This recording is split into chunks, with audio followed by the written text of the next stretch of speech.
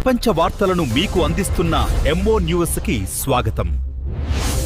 జిల్లా పెళ్లకూరు మండలం Chaganam Lalithamma Bhaskar Rao memorial trust సోమవారం నాడు భారత మాజీ ఉపరాష్ట్రపతి ముప్పవరపు వెంకయ్య నాయుడు సూలూరుపేట శాసనసభ్యురాలు నలవెల విజయశ్రీ సందర్శించి అక్కడి అడిక్షన్ సెంటర్ను ప్రారంభించి లలితమ్మ చిన్నపిల్లల పార్కు ప్రారంభించారు. విద్యావంతులైన పేద పిల్లలకు విద్యా వికాస ఉపకార వేతనాలను పంపిణీ చేశారు. అనంతరం వెంకయ్య నాయుడు మాట్లాడుతూ రాష్ట్రంలో ప్రస్తుతం నడుస్తున్న ఉచిత పథకాలపై అసంతృప్తి వ్యక్తం చేశారు. ప్రస్తుతం నడుస్తున్న ప్రభుత్వాలు ఒకరి మీద ఒకరు పోటీతత్వంతో, గత ప్రభుత్వం ఈ ప్రభుత్వం ఒకరిపై ఒకరు పోటీతత్వంతో ఉచిత పథకాలతో ప్రజలను సోమరులను చేస్తున్నాయని, ఇది రాష్ట్రానికి ఏమాత్రం శ్రేయస్కరం కాదన్నారు. ప్రతి మనిషి తన జీవితంలో సేవ దృక్పథం ఏర్పరచుకుని తన సంపాదనలో ఎంతో కొంత సహాయం చేయాలి అన్నారు. ఈ ఉచితాలు ఇచ్చేదానికన్నా విద్య, వైద్యం ఉచితంగా అందిస్తే ప్రజలకు దోహదపడుతుందని ఆయన తెలియపరిచారు.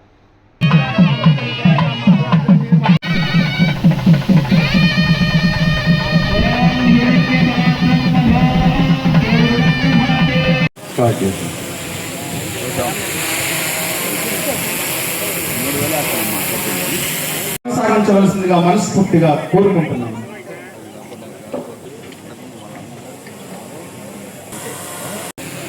మొదటిగా కార్యక్రమం పెట్టే ముందు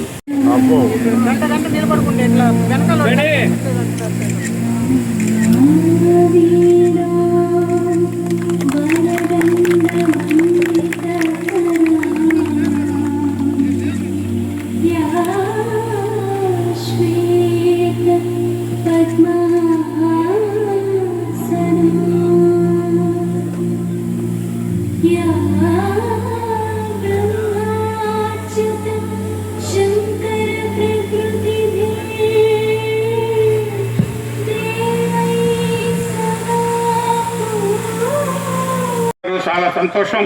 నాయుడు గారు వచ్చిన సందర్భంలో ఇంకా వారి స్ఫూర్తిని తీసుకొని ఇది ఈ ప్రతి పైసా వెనుక 4,000 మంది కష్టం ఉంది. నా కంపెనీలో పనిచేసే ప్రతి ఒక్కరి కష్టం ఉంది. నా ఒక్కడిది కాదు, ఒక్కడు సాధించలేనిది. కాబట్టి ప్రతి ఒక్కరికి మా ఎంప్లాయీస్కి కూడా నేను కృతజ్ఞతలు చెప్తున్నా.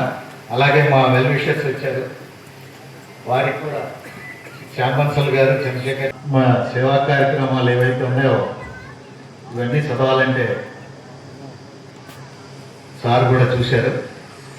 ఒక్కసారి ఇంత సేవ చేస్తున్న గౌరీశంకర్ గారికి ప్రత్యేక ధన్యవాదాలు. మన సూలూరుపేట నియోజకవర్గ ప్రజలందరి తరఫున, ముఖ్యంగా పెళ్లకూరు మండల ప్రజల తరఫున ఆయనకి ధన్యవాదాలు తెలియజేస్తున్నాను.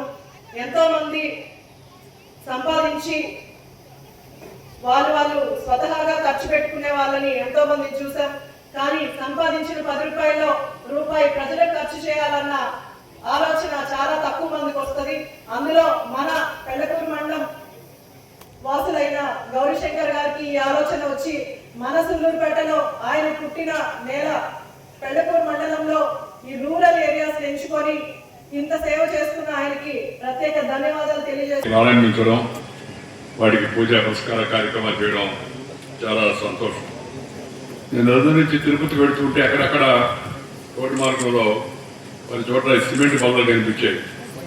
ఎవరు ఏర్పాటు చేశారా ఇవన్నీ చెప్పి అనుకుంటునేవాడిని మామూలుగా. ఎందుకంటే నేను తరచుగా ఈ దారిలోనే వెళుతుంటాను కాబట్టి. మొక్కల పంపిణీ, తాగునీటి సరఫరా, నైపుణ్య శిక్షణ అభివృద్ధి, ఉచిత వైద్య శిబిరాలు, దివ్యాంగులకు ట్రైసైకిల్స్, ఇతర సహకారాలు, ఇలాంటి కార్యక్రమాలు చేయడం చాలా ఆనందిస్తుంది విషయం.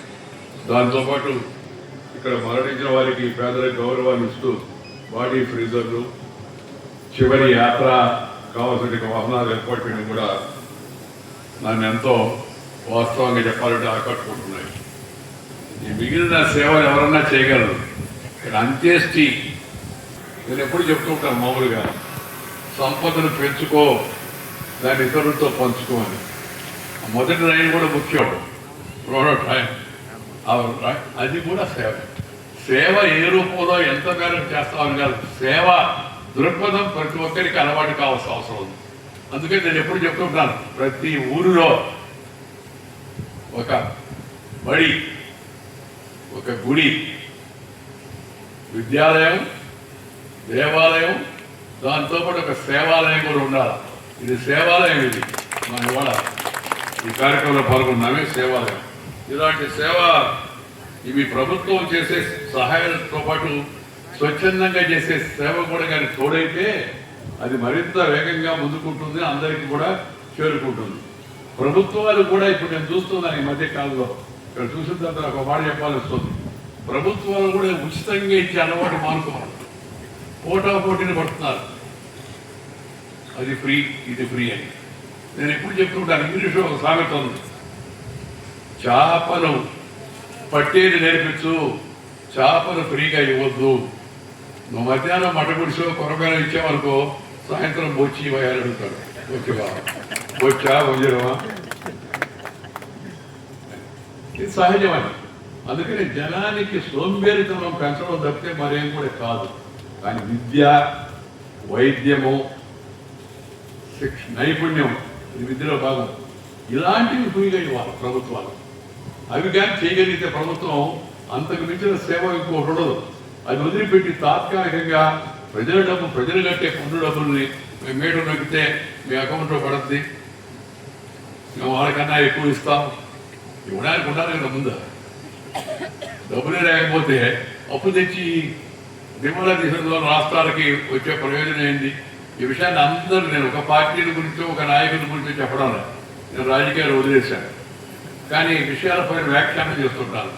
దయచేసి ప్రభుత్వాలు విద్యా, వైద్యం పైన ఎక్కువ దృష్టి పెట్టాలా. ఆ తర్వాత వాళ్ళ అసలు పనులు ఉన్నాయి కదా, ప్రతి ఊరికి రోడ్డు వేయించాలా, ప్రతి ఊరికి కరెంట్ వచ్చేట్టుగా చూడాలా, ప్రతి పొలానికి